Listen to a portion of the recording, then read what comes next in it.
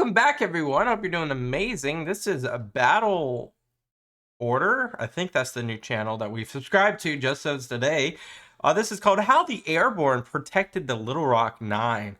I believe this is going to take place in the 1950s in Little Rock, Arkansas. Of course, a state of the United States.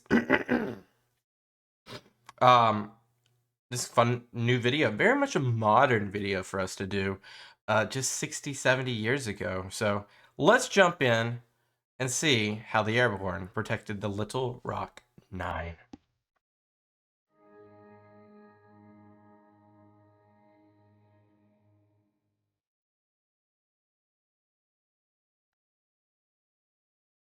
It was September, the beginning of the 1957-58 school year, in the city of Little Rock. What year, sorry? September, the beginning of the 1957-58 57. school year, and the city of Little Rock, Arkansas, was in a flurry. 3 years earlier, in 1954, the Supreme Court handed down its decision on Brown versus the Board of Education. The court ruled Thurgood Marshall. the segregated, separate but equal system of public schooling was unconstitutional under the Equal Protection Clause of the 14th Amendment. Arkansas was one of 17 American states that required the segregation of public schools. Although it was meant to be one of the more progressive southern... Let's look at this map. I can't see my cursor. I live in Alabama. That's the state. If you don't know United States geography, there's Florida. You know Florida, right? And above Florida, you have Georgia and Alabama. Georgia's the one on the east. Alabama's on the west. I live in Alabama, so I would have been in the segregated part if I was alive 70 years ago. So you have basically the entire Confederacy. Right? You have the entire Confederacy that still has segregation required in 54, 57, whenever this map was created. You have the blue, which is forbidden, which is the other polar opposite. Then you have limited, which basically means there's probably some laws on the books, but not completely. And then you have yellow, which means it doesn't have a law either way. And this is 100% states' rights conversation versus a federalized conversation. But yeah, let's keep going. Required the segregation of public schools. Although it was meant to be one of the more progressive southern states as far as integration was concerned, Really? the state of Arkansas would leave its mark on civil rights history for its resistance to desegregation at Little Rock. When I hear about progressive states, Arkansas does not come to mind.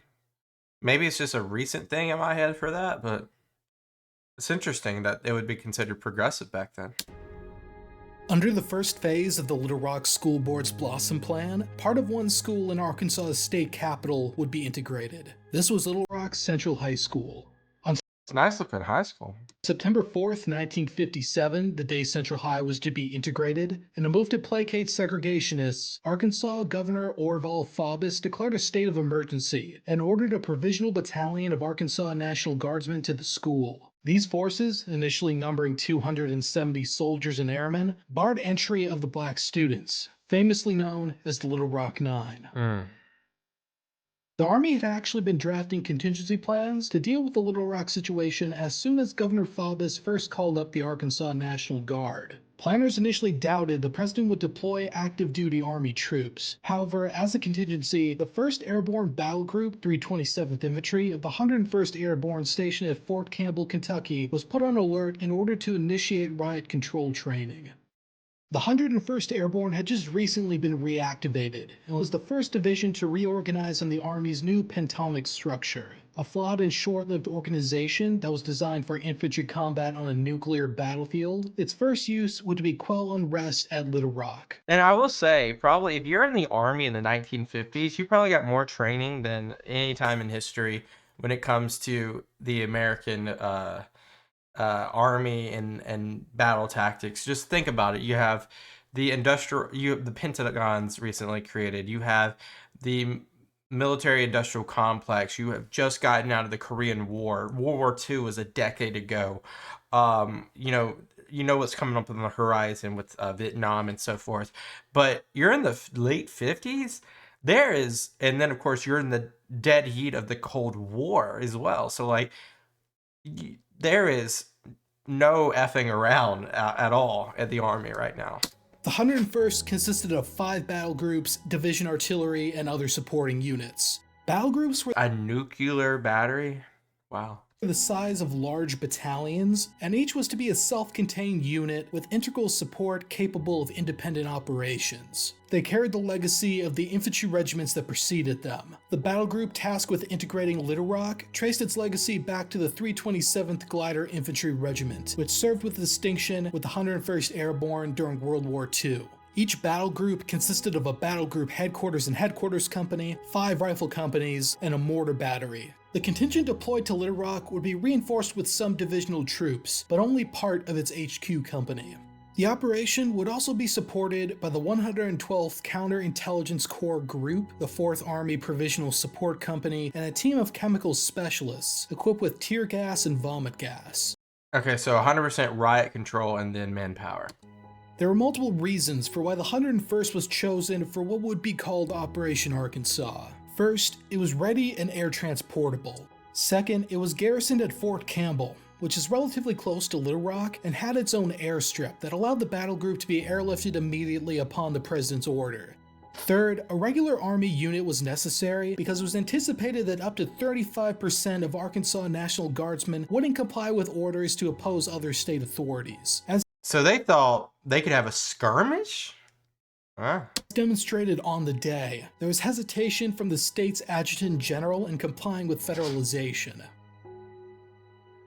On September 20th, the court again ordered Faubus to cease his obstruction. The National Guard was withdrawn, with an unruly segregationist mob of 1,000 left to the Little Rock police. This was a common segregationist strategy at the time, because although they could technically comply with court rulings by opening schools to black students, they could subtly resist integration by not controlling anti-integration mobs or protecting said black students. Mob rule. Although the schools were under order to integrate, Central High received no federal support to do so, despite requesting U.S. Marshal assistance. However, following a federal investigation that found that Faubus had no practical basis for his actions, and that he had defied court orders for political reasons, federal action became inevitable. It's just crazy, isn't it? It's just insane that we as a society, we have, there's still shadows of this in everyday life, but we were just insane in the 70s to be at such a mental state to believe that segregation was such a necessity, a God-given right in some senses. It's just disgusting, obviously. But those 9 people, all they wanted to do was just get an education just as everyone else. So it's a shame.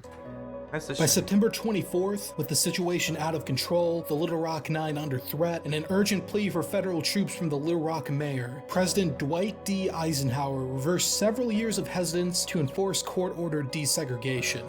He did so under sections 332, 333, and 334 of Title 10 U.S. Code, which gave the president authority to use federal and state troops to enforce federal authority and order insurgents to peacefully disperse. Fulfilling the president's role as executor of federal law, the Arkansas National Guard was federalized, and elements of the 101st Airborne Division were to be deployed to the beleaguered city.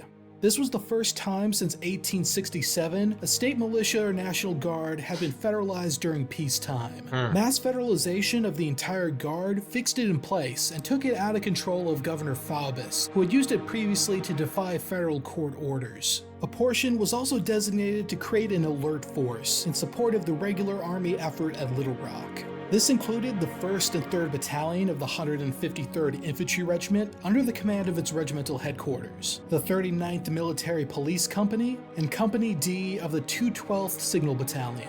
As predicted, of the nearly 1,600 strong force, only 1,240 guardsmen reported in. So what happened to the other people? The execution of Operation Arkansas would go all the way to the top, and this would become the basis for later military responses to domestic disturbances. Yeah, just like here where I live, and I'm about to dox myself, but I don't care.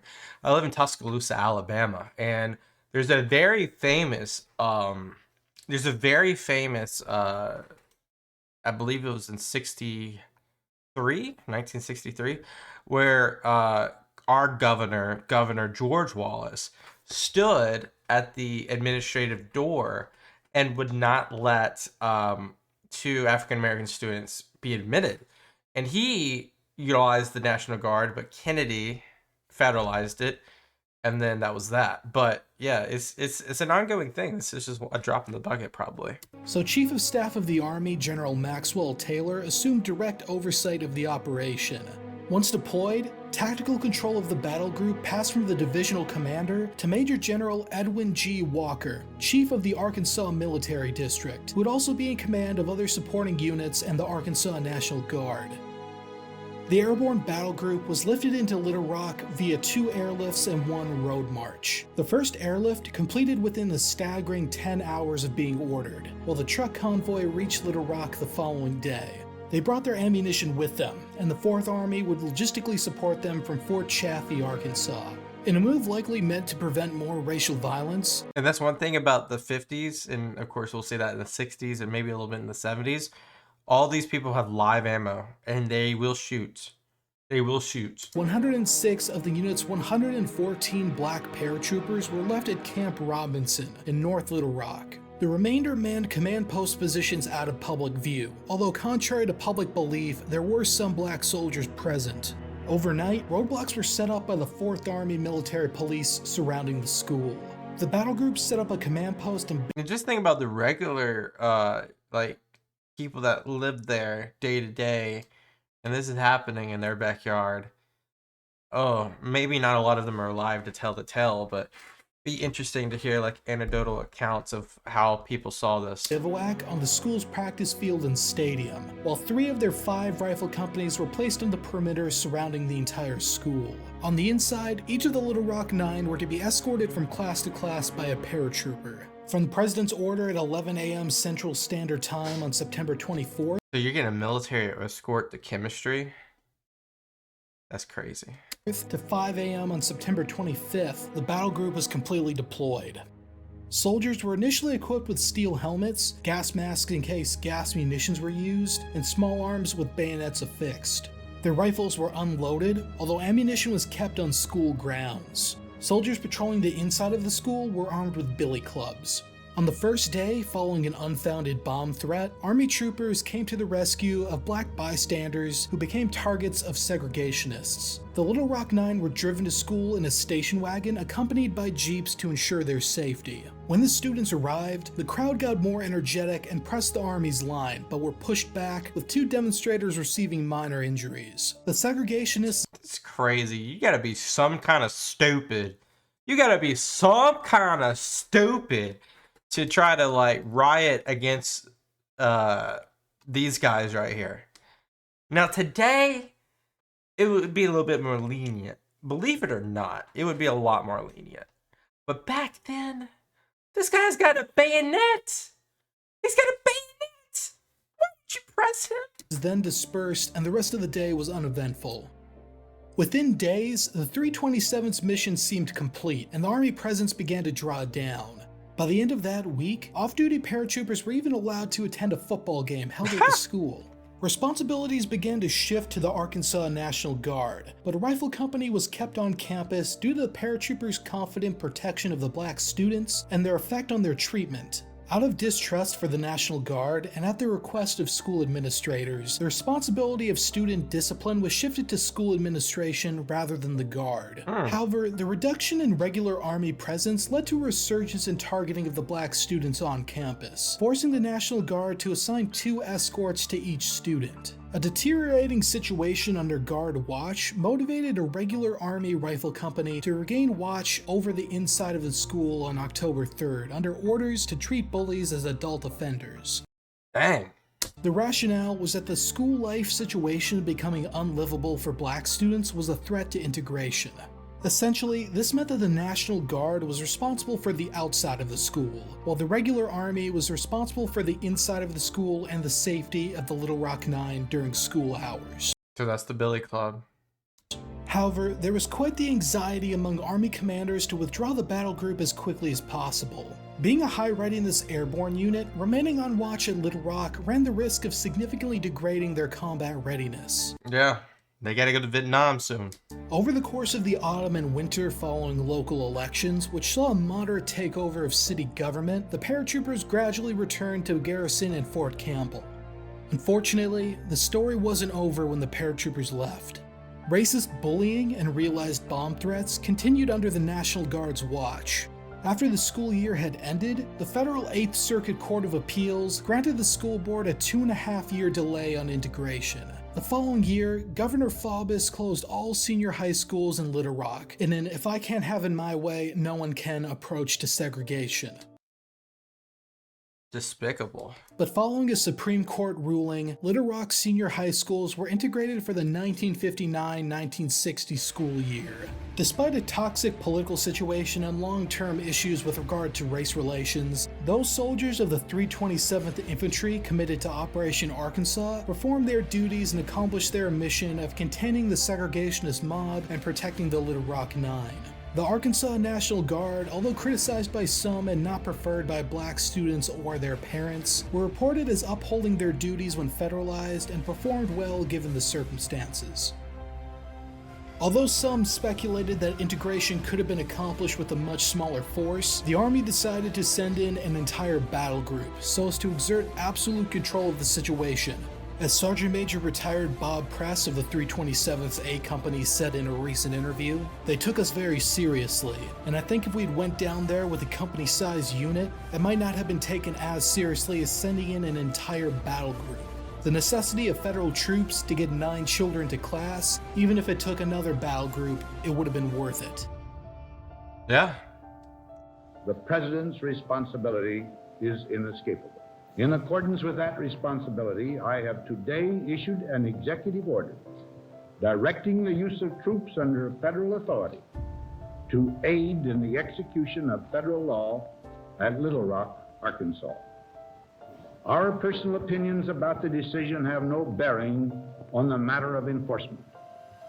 The responsibility and authority of the Supreme Court to interpret the Constitution are very clear. Thus, they demonstrated to the world that we are a nation in which laws, not men, are supreme. Love that. Wow. So battle order. I'm gonna have to keep my eyes on you. You're a decent channel. I guess that you got some good content. Love this video. It's a different type of video. We haven't done too much modern history, although we just did another 1950s video a day or so ago about the French Indochina War. But this is an interesting conversation and topic that I'd love to kind of like get deeper on in the future.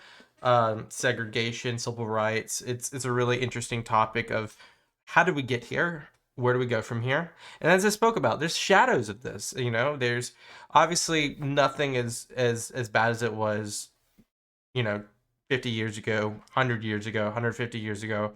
And we can't rest on our laurels, right? We got to continuously improve no matter where we're at as a society collectively on all fronts, always. But love the video. Interesting how we used a airborne like detachment to just orchestrate this. Usually you would just use the National Guard, but Eisenhower and then the parts of the Arkansas administration, of course, they had to allow it. They used it, and these, like I said, these people are not people you want to mess with, given like what's happened in the world and the state of the world at that time. These people, like, they literally had bayonets. You don't see that nowadays, do you? Like, of course, it's a different type of rifle back then versus what you might have today, but you don't see that. The posture is just very different today. Thank you guys for the recommendation. Leave me some more down below. Hope you have a great rest of your day. Peace out, and bye-bye.